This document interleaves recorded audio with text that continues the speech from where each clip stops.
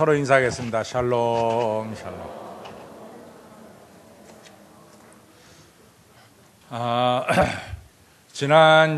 지지난주에 제가 샬롬에 대해서 좀 말씀을 전했습니다. 그래서 샬롬은 단순히 제가 여러분 처음 만나서 안녕하십니까? 라는 그런 인사로 끝나는 것이 아니라 샬롬에는 여러 가지 의미가 들어있다라는 것을 우리가 함께 생각했죠.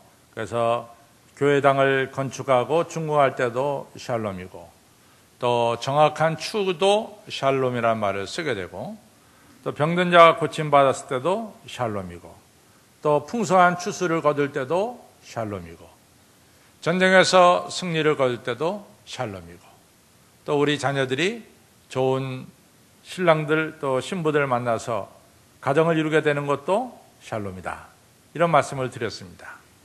그러니까 샬롬은 상당히 포괄적이에요. 그 다음에 샬롬은 또 상당히 개인적이라고도 말할 수가 있을 것 같습니다. 우리가 예를 들자면은 우리가 사무엘상 1장에 보면 누가 나오냐면 한나가 나오죠. 그렇죠? 또 한나의 남편은 엘가나고, 또 엘가나에게는 부인이 둘이 있었어요. 하나는 분인나라는 여자도 있었고 한나라는 여자도 있었습니다. 물론 엘가나가 분인나와 한나 중에서 이 한나를 사랑했기 때문에 성전에 올라갈 때마다 모든 것을 배로 주었다, 이런 이야기가 나옵니다. 그러나 우리가 사무엘상 1장을 보면 알다시피 한나에게는 자식이 없었고 분인나에게는 자식이 있었습니다. 비록 남편한테 사랑받지만은 분인나가 한나에게 조롱하죠.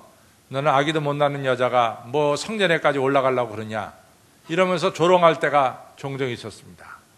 한나에게 있어서 가장 이같이 안타까운 사실은 자신이 자식이 없다는 거죠. 그래서 한나가 부리짖어 기도합니다. 그래서 자식을 얻게 되죠.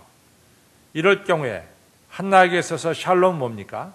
자식을 얻는 것이 샬롬입니다. 또 우리가 사무엘하 24장에 보면은 이 다윗에 대한 이야기가 나오는데, 다윗이 전쟁을 하면 승승장구를 하다 보니까 다윗이 교만해졌어요. 그래가지고 이 사무엘하 24장에 보면 교만한 다윗을 봅니다. 마치 전쟁에서 승리를 거둔 것이 자기가 뭐 탁월한 전쟁 수행 능력이 있고, 또 이스라엘 군대가 엄청나게 강하기 때문에 어떤 군대를 만나도 이긴다고 하는 이런 착각을 가지고 있었습니다. 그래서 이 다윗이 군대 숫자를 세게 하죠. 그때 요압이라고 하는 장수가 다윗 왕에게 말합니다. 왕이요, 우리가 지금까지 전쟁에서 승승장구한 것은 언제 우리 군대 가지고 이긴 적이 있습니까? 하나님이 전쟁 때마다 우리 군대를 100배나 더 크게 하셔서 우리가 전쟁에서 승리를 거뒀는데, 어째서 왕은 마치 우리 군대 힘으로 이긴 것처럼 군대 수를 세려고 합니까? 하면서 이 막아섰어요. 그때 이 다윗이 왕의 권위를 가지고 야단을 쳐서 전 국민 단으로부터 브에르세바에 이르기까지 이 군대 수를 세게 하는 일이 사무엘하 24장에 나오고 있습니다. 그러나 이 일이 하나님 보시기에 아주 잘못된 일로 보여졌죠. 그래서 하나님이 다윗을 불러다가 책망하고, 또 다윗이 잘못했다고 빌고, 그러면서 하나님께서 이 세 가지 중에 하나 택하라. 7년 동안 이 땅에 기근이 임하는 것을 원하느냐? 아니면 네가 3개월 동안 적군에게 쫓겨가는 것을 원하느냐? 아니면 3일 동안 이 땅에 온역이 임하는 것을 원하느냐? 셋 중에 하나를 선택하라 그러죠. 그때 다윗이 3일 동안 온역이 임하는 것을 선택합니다. 우리가 성경 알다시피 이제 온역이 첫날 임했어요. 단으로부터 브에르세바에 이르렀습니다. 하루에 7만 명이 죽었어요. 그러니까 다윗이 야단이 났어요. 그러니까 하나님한테 막 그러죠. 하나님, 잘못은 제가 했는데 왜 백성들을 죽이십니까? 그러면서 이제 제단을 쌓고 하나님께 예배를 드리기 시작합니다. 이런 경우에 다윗에게 있어서 샬롬은 뭡니까? 재앙이 그치는 거죠. 그래서 제단을 쌓고 하나님 앞에 아라우나 타작무당에서 제물을 바칠 때 이같이 하나님께서 내리시는 재앙이 그때 그 순간에 그치게 되는 샬롬이 임하게 됐습니다. 이처럼 샬롬은 하나로 이야기할 수가 없어요. 샬롬은 여러분 개개인이 다 우리에게 필요한 샬롬이 있다는 것을 우리는 알 수가 있습니다. 그래서 오늘 이 시간, 오늘 예배드리는 여러분과 저에게 임하는 필요한 샬롬이 무엇인가, 그리고 그 샬롬을 얻는 길이 무엇인가, 이것을 생각하면서 오늘 아침은 함께 은혜를 받으려고 합니다. 구약 성경에 보면은 한 예를 들자면은 아주 없는 자들에게 샬롬이 있습니다. 없는 자들에게 샬롬은 오늘 성경에 나오는 이 출애굽기 3장 7절로부터 나오는 말씀이죠. 출애굽기 2장 23절에는 이스라엘 백성들이 하나님께 부르짖어 기도합니다. 하나님이 고통 속에서, 이 고역 속에서 죽을 것 같습니다. 사느냐 죽느냐, 이런 심각한 지경에 저희들이 빠졌습니다. 실제로 430년 동안 노예 생활하는 이스라엘 백성들은요, 가장 심각한 문제가 뭐냐면은 사느냐 죽느냐의 문제였어요. 뭘 먹느냐, 그건 다 둘째 문제예요.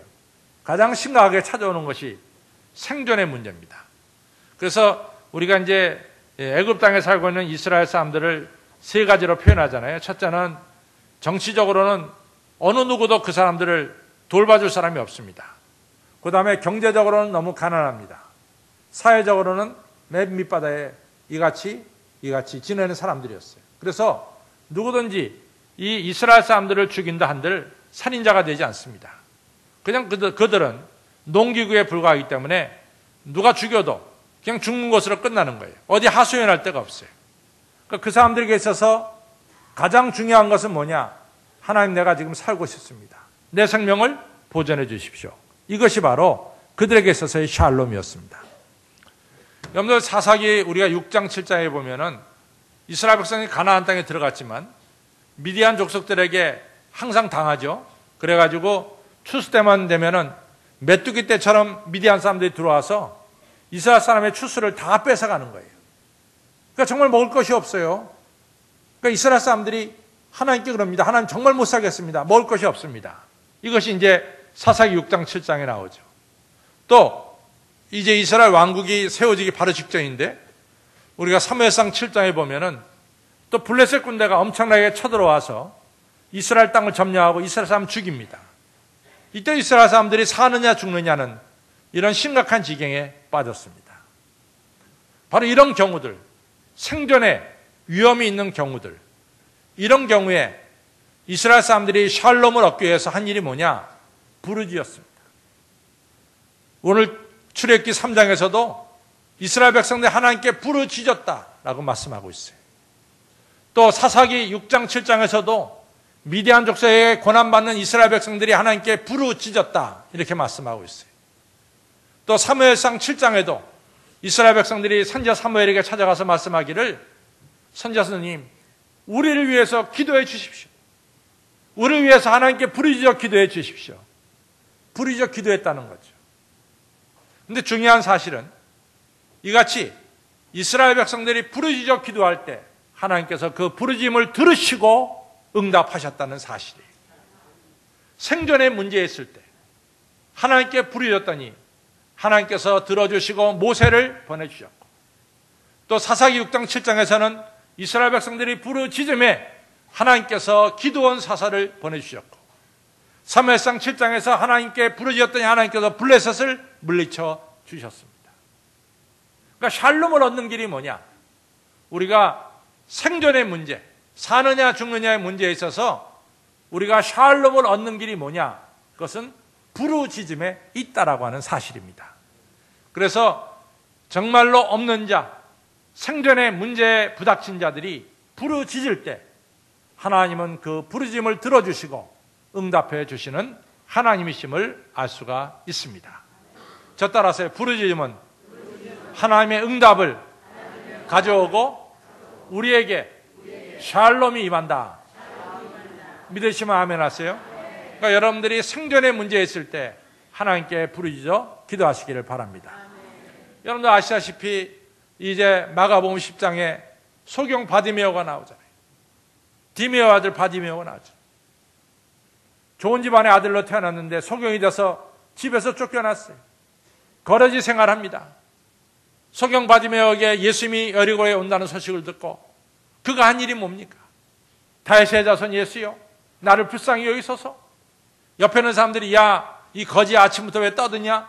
그럼에도 불구하고 다윗의 자손 예수여, 나를 불쌍히 여기소서. 부르짖었어요. 부르짖어.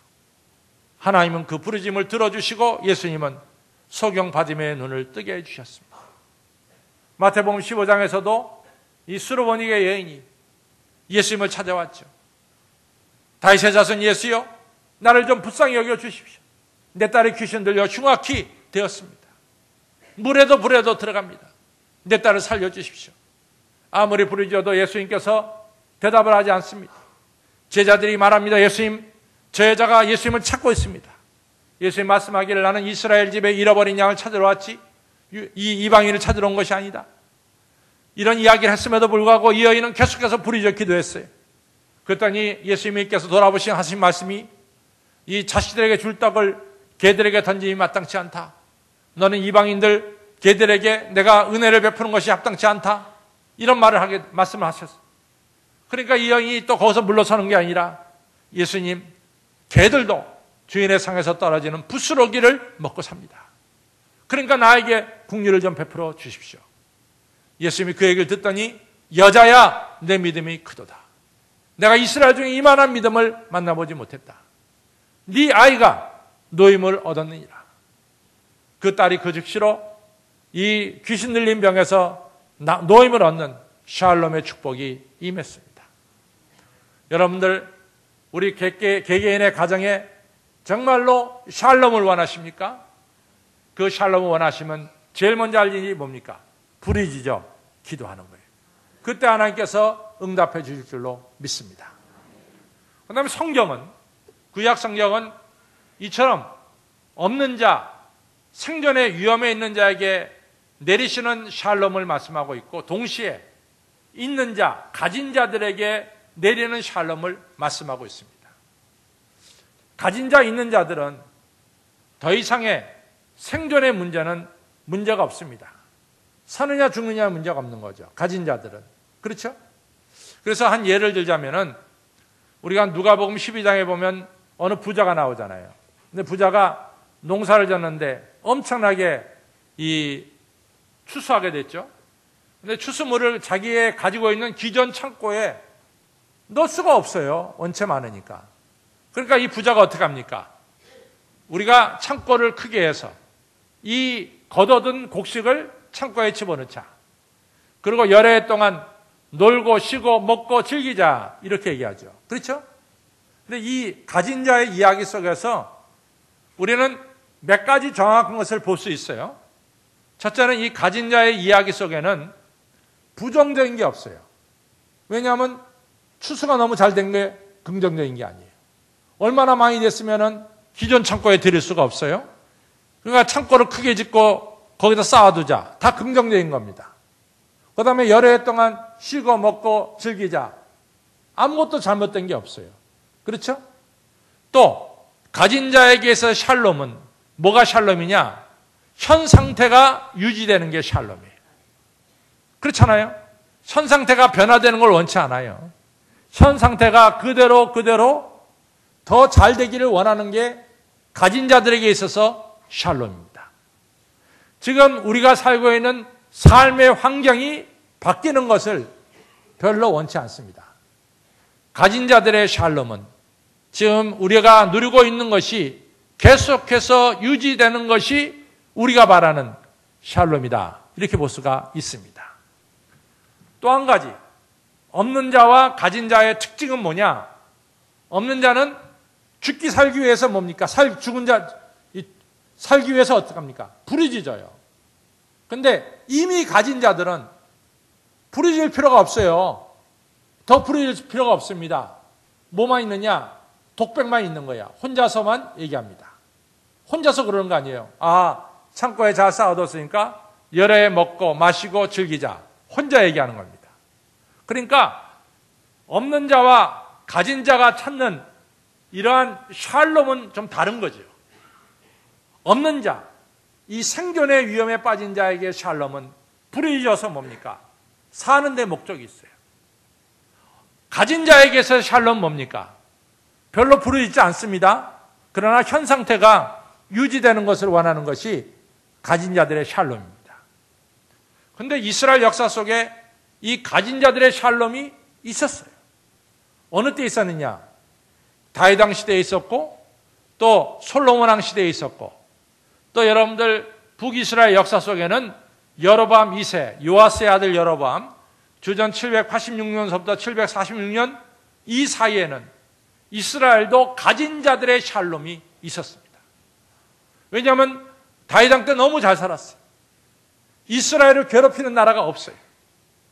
북쪽에는 시리아도 아람이라는 나라도 이스라엘 속국이 됐고 또 동쪽에 있는 암몬과 모압도 이스라엘의 속국이 됐고 아래쪽에는 에돔 모든 나라들이 다 이스라엘의 속국이 됐어요. 아버지의 영광으로 말미암아 아들 솔로몬 시대까지 그 체제가 그대로 유지가 됐습니다. 또 북쪽 이 여로보암 2세 시대도 마찬가지예요. 이 여로보암 2세가 786년, 740년 동안 통치했는데 그동안도 이스라엘, 북이스라엘 역사 속에서 너무너무 잘 살던 때가 그런 때입니다. 근데 이때 이스라엘 백성들에게 있어서 샬롬 뭐냐? 하나님, 이 상태가 그대로 유지되기를 원합니다. 지금의 이 상태가 깨어지거나 변화되는 것을 원치 않습니다. 이 상태가 계속해서 나아가기를 원합니다. 이것이 바로 그 당시 가진 자들 이스라엘의 샬롬이었어요. 그때 하나님 주신 말씀이 있습니다. 너희들 오늘 이 자리에 이르게 된 것이 누구의 은혜냐? 그걸 먼저 기억해라. 너희가 애굽 땅에서 종살이할 때 하나님께서 독수리 날개를 피고 백성을 나름같이 너희들 애굽에서 이 땅으로 날라준 너희 하나님의 은혜를 기억해라 말이야. 그리고 두 번째는 너희들이 이 샬롬을 유지하려고 하면은 좌로나 우로나 이같이 기웃거리지 말아라. 우상을 쳐다보지 말아라. 그리고 너희들은 이 땅에서 하나님이 주신 계명을 잘 지켜 행할 것 같으면 너희가 이 땅에서 장구하리라 라고 말씀하고 있습니다. 그러니까 오늘 가진 자들에게 있어서 오늘의 상태가 변화없이 계속해서 발전해 나가기를 원한다면 적어도 세 가지를 우리는 하나님께 드려야 됩니다. 첫째는 받은 바 하나님의 은혜에 대해서 뭡니까? 감사해요. 내가 이 자리에 된 것은 누구의 은혜요? 하나님의 은혜입니다. 그 다음에 여러분 우상 쳐다보면 되겠습니까? 안 되는 거예요. 좌로나 우로나 쳐다보지 말아야 돼. 오직 하나님만을 바라봐야 돼. 세 번째 뭡니까? 계명을 지켜야 됩니다. 그때 이 땅에서 너희가 장구하게 되는 역사가 있습니다. 오늘 우리 한신교회 예배드리는 여러분들은 첫 번째 해당됩니까? 아니면 두 번째 해당됩니까? 정직하게 얘기해 보세요. 여러분들 급속한 변화를 원하세요? 아니지. 그 두 번째야. 가진 자들의 샬롬이야. 그렇죠? 우리 가운데는 사느냐 죽느냐의 심각한 문제를 가진 분도 있어요. 병 때문에. 그렇죠? 그런 분들은 어떻게 해야 돼요? 부르짖어 기도해야 됩니다. 여러분들 오늘 우리가 누리고 있는 이 은혜가 얼마나 크고 귀하다는 것을 알아야 돼요. 여러분들 아시다시피요. 우리가 한신교회에서 이 시간 이렇게 예배드리는 것은 어마어마한 축복입니다. 우리가 에집트 하면은 에집트를 여러분들이 생각하기를 쉽게 이슬람 국가다 이렇게 쉽게 단정 지었는데 에집트는 이슬람 국가라고 한마디로 얘기할 수는 없어요. 왜냐하면 에집트 내에 카프틱 크리스찬이라고 카프틱 처치는 언제 생기냐면 예수님 태어나서 이 2살 아래에 있는 아이들을 모두 죽이게 했잖아요. 그때 예수님이 이 마리아와 함께 요셉과 함께 어디로 갑니까? 애굽으로 피신 가죠. 그때 애굽에 교회가 생겨요. 그 교회가 카프틱 처치입니다. 근데 그 교회가 지금 애굽 인구 전체 몇 프로에 해당되면 10% 이상 돼요. 15%에서 10% 그 사이에 왔다 갔다 합니다. 근데 요즘에 애굽의 카프틱 처치들이 얼마나 위험해요? 이 이슬람 사람들이 예배드리는 데 들어가서 폭탄 터뜨리고 끌어다가 죽입니다. 크리스천들이 예배보다 죽어요. 또 여러분들 내년에 WCC 10회 총회가 부산 백스코에서 열리는데 사실은 이 회의가 결정될 때 우리나라와 가장 크게 라이벌된 나라가 어디냐? 시리아예요. 시리아 올토독스가 10%가 넘어서요. 여러분들이 아마 이 터키의 소피아 성당도 있고 터키가 사도행전에 나오는 여러 지역이 터키에 있지만도 터키에 아무리 다녀보십시오. 십자가를 볼 수가 없어요. 그러나 여러분들이 시리아에 가게 되면은 이 다마스커스서부터 여러 군데에서 많은 십자가를 보게 됩니다. 그만큼 시리아는 교회가 많습니다. 시리아의 크리스천들이 10%가 넘어서요. 10%가 넘어서니까 WCC 총회를 시리아에서 유치하려고 나섰던 거예요. 그런데 오늘날 시리아가 난리를 겪으면서 지금 시리아에 있는 크리스천들이 얼마나 죽어가고 있어요. 많이 죽어가고 있습니다. 여러분들 우리나라는 시리아나 에집트보다 조금 더 크리스천이 많아요. 에집트는 15%, 시리아도 15%, 우리는 20%, 5% 정도 더 많은 거예요. 오늘날 우리는 예배 드릴 때 평안한 가운데서 예배 드리는 거예요. 우리는 이러한 상태에서 하나님께 영광 돌리는 것을 원하지. 여러분과 제가 예배 드리다가 오늘도 총에 맞아 죽고 매 맞아 죽기를 원하는 분이 여기 어디 있겠어요? 그렇잖아요? 오늘 이 자리에서 여러분과 제가 이같이 평안한 가운데 예배 드리는 것을 감사하시기를 바랍니다.